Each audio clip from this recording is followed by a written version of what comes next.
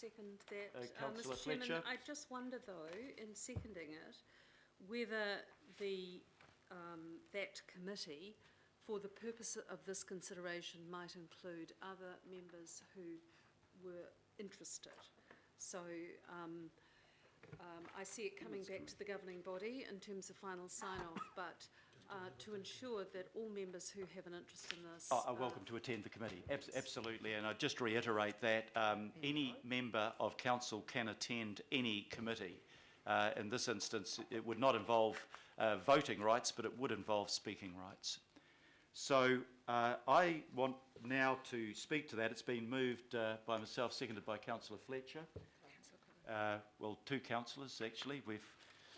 We could take our choice there. I want to speak to the paper, and then we'll take questions before opening the issue up for debate. And again, we'll be reminding people that questions are technical questions. To Mr. Wood, rather than political questions, they can come to me, and to get councillors to speak within the 5-minute speaking time. And my timer is about to start, so I have to work by the same standards of the 10 minutes allocated to me. I think this is a really important issue, and I think it's particularly important because many people out there in the public, as many of us found during the campaign, simply don't believe that council is currently holding council-controlled organisations appropriately accountable. And time and again, as I went around the city, people said that they wanted to see evidence that we were able to significantly increase scrutiny, and that's what this paper is intended to do. Strengthening oversights of the council-controlled organisations generally, but AT, I think, came into particular scrutiny out on the campaign trail, is important so that we can ensure that their strategies and their activities are better aligned to the outcomes that Aucklanders want. So we need to know that those bodies are dealing with the issues that time and again our constituents came to us and talked to us about: congestion on the roads, an effective and efficient public transport system, protecting the natural environment as we bring on the large infrastructure projects. The paper in front of you follows the requirements in the Council's appointments and remuneration policy for council-controlled organisations under Part 1, Section 4.8, that at the start of each term of council, we should consider the process of appointing elected members to the Auckland Transport Board. The same section states that the Auckland Transport Board members who are outgoing elected representatives must retire no later than 1 month from election day or upon the appointment of their successor, whichever is the earlier. Section 4.3, I think, is important. It requires that any board member who has served a second term must retire upon expiry of that term, except if special circumstances exist, and they are set out in the section. If the council were to appoint councillor directors, they would therefore need to be new members. And it's important to note on that basis that this paper is not about the service of the former councillors on that committee. They have not been dumped, as alleged in the media. I resent that term. They have simply reached the end of their 2 allowable terms. The CCO Governance and Monitoring Committee of the previous council voted 11-2 to refer to us, the incoming council, the question of whether councillor directors should be appointed. And the Local Government Auckland Council Act states that the council may, quote, may, not must appoint councillors to these roles. It's therefore a matter for us to decide. I want to consider this question within the wider context of accountability of all CCOs to council. During the election campaign, as I mentioned before, a lot of Aucklanders told me that they did not believe that there were sufficient accountability mechanisms or that we weren't exercising them appropriately.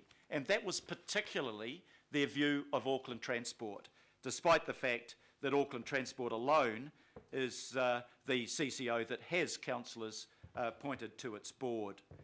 The feedback that I've received from many of you as former councillors is that having elected representatives on the AT board has not strengthened the accountability or responsiveness of Auckland Transport to council or improved the flow of information. Having councillor directors on the AT board appears, when I look back at the history, to have been legislated for to give the appearance of an accountability mechanism.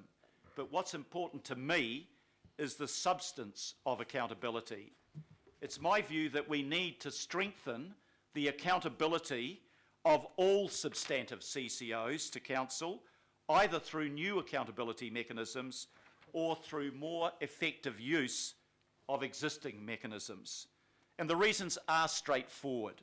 As elected representatives, we are held accountable to the people for the actions of the CCOs, and therefore they must be accountable to us, in particular for the strategies they follow and the outcomes that they are achieving. CCOs will perform better when they are aware that they are subject to effective scrutiny and must account to the elected representatives of, that is, their shareholders, for their outcomes.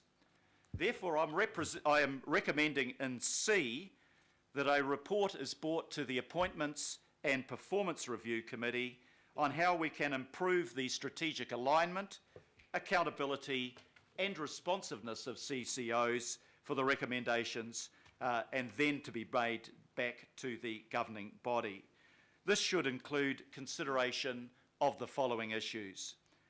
Firstly, the appointment of all future directors should be made on the basis of their skills, including governance experience and financial expertise, to enable them to be effective in their oversight of billions of dollars, in AT's case of ratepayers' money, and on their acceptance of the need for them as directors, not 2 out of 8, but 8 out of 8, to be accountable to shareholders.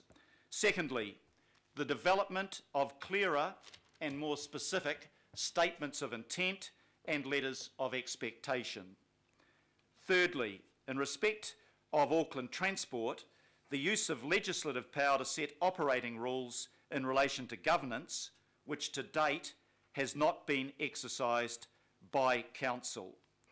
And lastly, more effective Council committee scrutiny of CCO performance. It's up to every one of us, when we have a CCO in front of us, to ask the questions that need to be asked at a strategic level.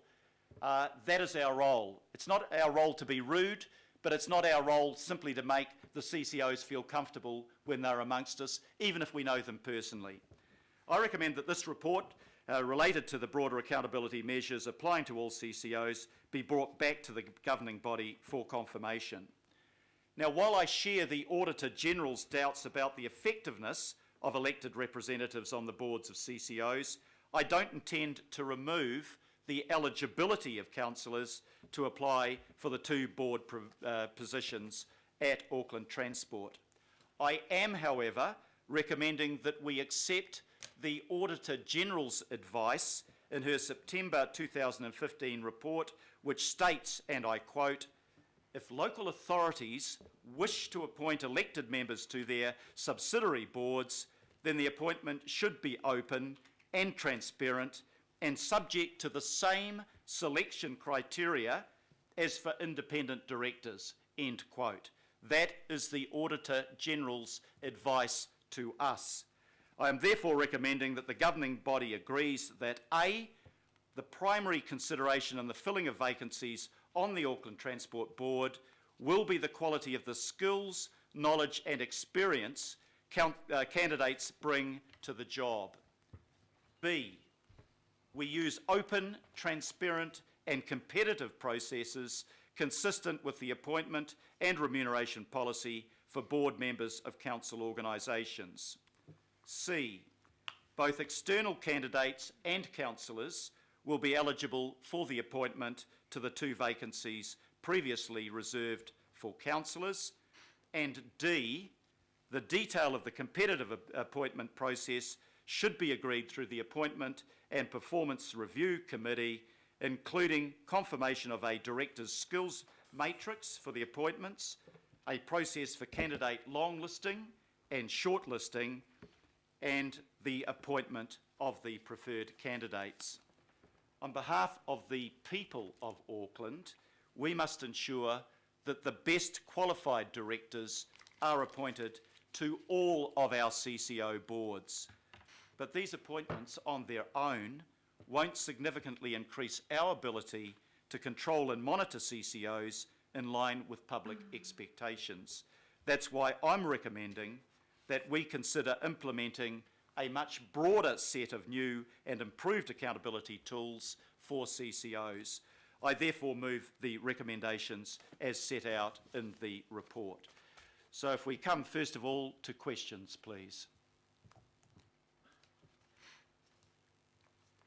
I'll move on very quickly. Councillor Sayers. Thank you. Just two questions, Mr Mayor. First one might be appropriate for you to answer. I'll leave that to you, and the second one's probably more for the officers. This morning we heard from the local board chairs that they found it difficult to get some resolutions or outcomes with the Auckland Transport Board of Directors after approaching the chair and the CEO, and therefore they had to turn to their councillors to actually get some action. And it sounded like they got results from that. So in this proposed model, Mr Mayor, I'm just curious about how you think that might work in the future for those needs of those local board members when they get into that situation. I think while the directors and the board are accountable to the governing body rather than the local boards, it is a very unwise CCO that is not responsive to genuine queries and requests for briefings around strategies and around policies that emanate from local boards.